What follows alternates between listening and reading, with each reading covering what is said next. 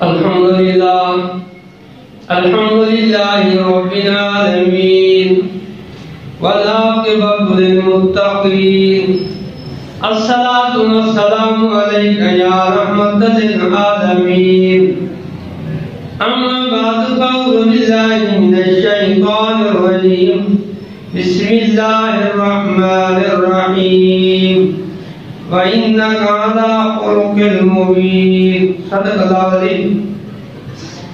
قال اللہ تبارک و تعالی فی مقام آخر لَقَدْ جَاءَكُمْ رَسُولٌ مِّنْ أَنفُسِكُمْ عَزِيزٌ عَلَيْهِ مَا عَنِتُّمْ حَرِيصٌ عَلَيْكُمْ بِالْمُؤْمِنِينَ رَءُوفٌ رَحِيمٌ صدق اللہ العظیم۔ وَبِبَرَكَةِ مُحَمَّدٍ إِنَّ اللَّهَ وَمَلَائِكَتَهُ يُصَلُّونَ عَلَى النَّبِيِّ يَا أَيُّهَا الَّذِينَ آمَنُوا صَلُّوا عَلَيْهِ وَسَلِّمُوا تَسْلِيمًا اللهم صل على سيدنا مولانا محمد وعلى آل سيدنا وأصحاب سيدنا مولانا محمد بارك وسلم وسلم عليه الصلاۃ والسلام علیک یا رسول اللہ وعلی آلک وصحابک یا حبیب اللہ۔ اہل اسلام بھائی بزرگ، میں نے آپ کے سامنے رب العالمین کے لایا کتاب قرآن مجید فرقان حمید سے روایت تلاوت کی۔ آج یہ ربیع الاول شریف کا آخری جمعہ المبارک، ربیع الاول شریف کے پورے مہینے میں حضور علیہ السلام کی میلاد شریف کی شرعی حیثیت، حضور علیہ السلام کی سیرت طیبہ پر بات چیت ہوتی رہی۔ آج آخری جمعہ المبارک کے موقع پر حضور کے اخلاق پر بات چیت۔ وَإِنَّكَ لَعَلَىٰ خُلُقٍ عَظِيمٍ۔ ام المؤمنین سید عائشہ صدیقہ رضی اللہ عنہا کے پاس صحابہ کرام گئے، صحابہ کرام نے عرض کیا کہ ہمیں حضور پاک علیہ السلام کے اخلاق بتائیں کہ حضور علیہ السلام کے اخلاق کیسے ہیں۔ نبی پاک علیہ السلام کی بیوی ازواج مطہرات ام عائشہ صدیقہ رضی اللہ عنہا نے فرمایا تم نے قرآن مجید نہیں پڑھا، جو قرآن کہتا ہے یہ حضور کا اخلاق ہے۔ ایک قرآن مجید تو ہمارے سامنے کاغذوں کی صورت میں ہے، دوسرا قرآن یہ چلتا پھرتا نبی پاک علیہ السلام کی سیرت، آپ کی شخصیت، جیسے قرآن کہتا ہے نبی ویسے کر کے دکھاتا ہے۔ جو کچھ تم نے قرآن میں پڑھا یہ حضور کے اخلاق ہے۔ وَإِنَّكَ لَعَلَىٰ خُلُقٍ عَظِيمٍ، عظیم اخلاق کے مالک۔ نبی کریم علیہ السلام نے جس معاشرے میں آپ کوئی بتوں کی پوجا کرتے تھے، دور جاہلیت کا زمانہ تھا۔ آج کے دور میں روڈ بنانا آسان ہے، یونیورسٹیاں بنانا آسان ہے، ادارے بنانے آسان ہے۔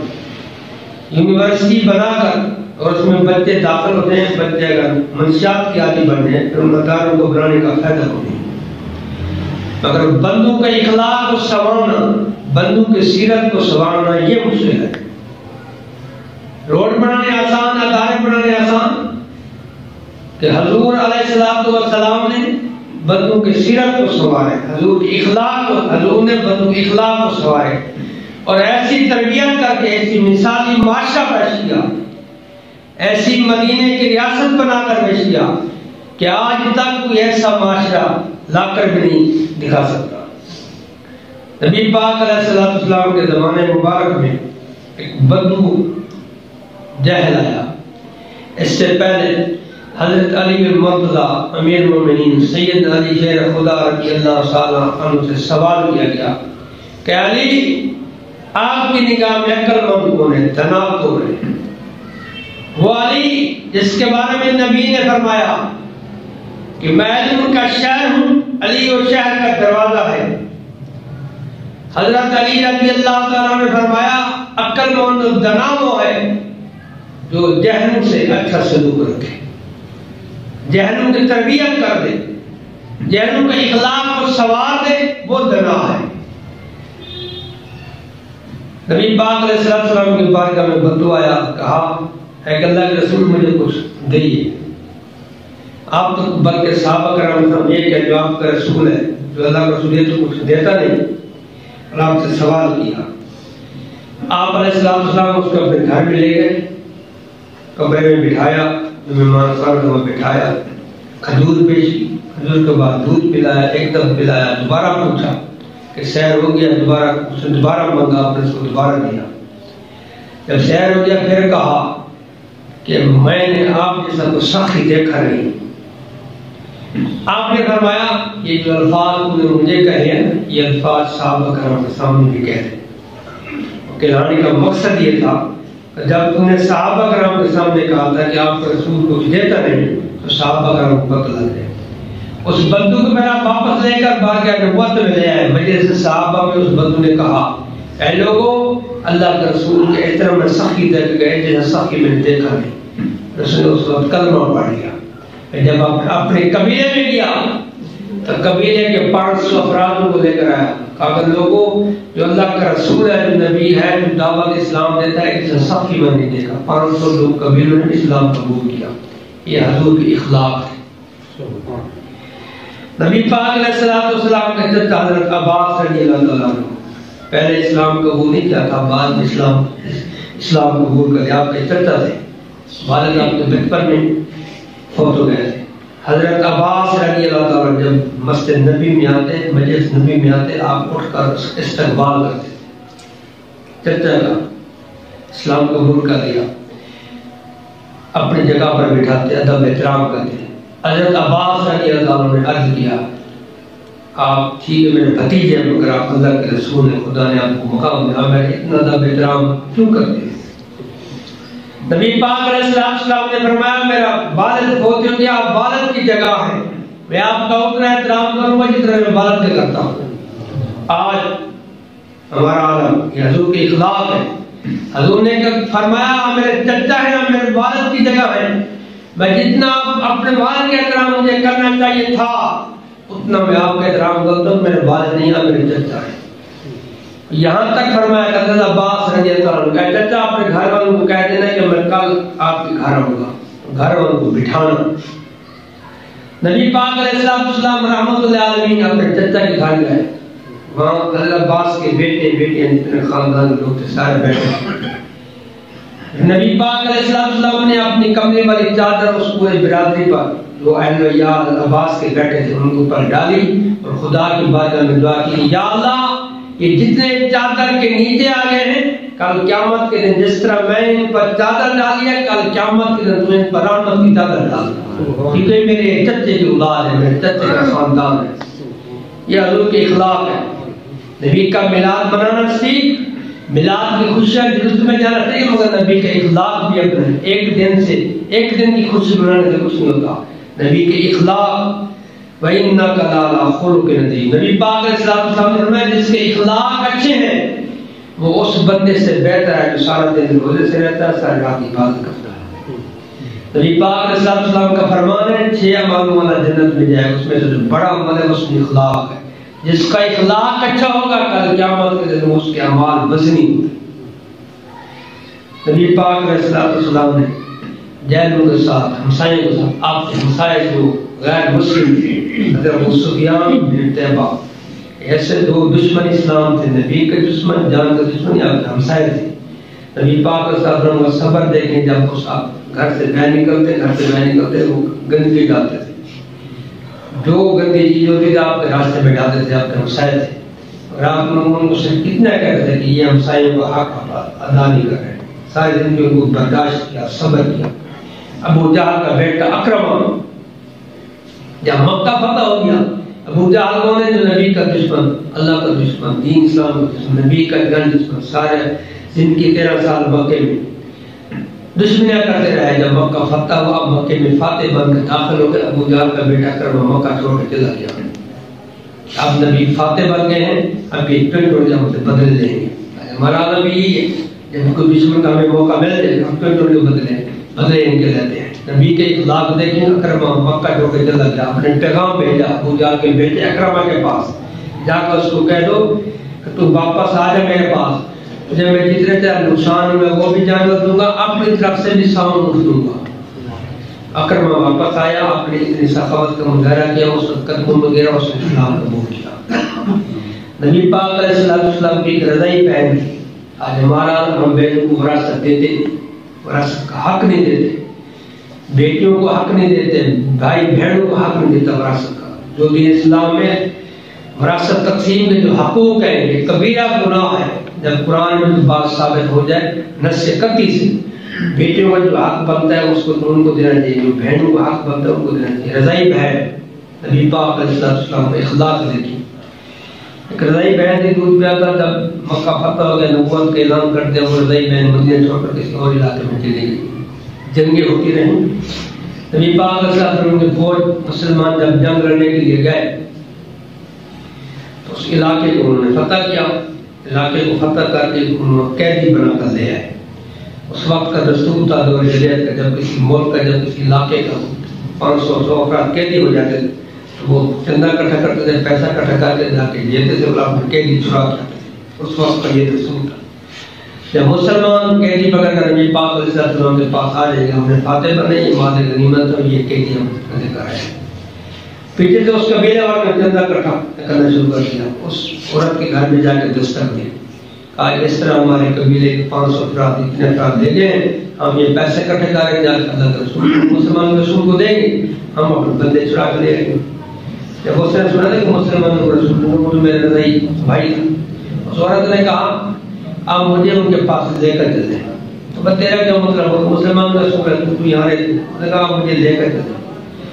جب اس عورت کو لے کر وہ قبیلے والے آئے، جب عورت مسجد میں دروازے میں داخل ہوئی، آپ سے کھڑے ہو گئے، رضائی بہن کا استقبال کیا، صرف ایک ماں کا دودھ پیا تھا، حقیقی رشتہ نہیں تھا۔ آج ہمارا عالم ہم بہنوں کے ساتھ سلوک کرتے کیا ہے، غلط نے غلطیاں ہم معاف نہیں کرتے، اور خدا سے معافی کے طلبگار ہوتے ہیں، خدا ہمیں معاف کر دے۔ نبی پاک علیہ السلام کی سیرت بتاتی ہے، ساری زندگی آپ نے کسی کو گالی نہیں دی، نبی کی سنت ہے، اور سنتوں پر ہم عمل کرتے، یہ بھی نبی کی سنت ہے۔ ساری زندگی ایک مرتبہ نبی پاک کسی دشمن کو بھی گالی نہیں دی، یہ ضرور اخلاق۔ رضائی بہن سامنے آپ اٹھ کر استقبال کیا، پوچھا کس طرح آئی؟ نبی پاک علیہ السلام عادت مبارک ہوتی تھی جب کوئی فیصلہ آتا اس طرح کا آپ صحابہ سے مشورہ لیتے تھے، ہمیں یہ آئے ہیں اتنا پیسہ جو سکتا ہے مشاور اور پھر امر خدا کا حکم ہے کا مشورہ کرنے کا۔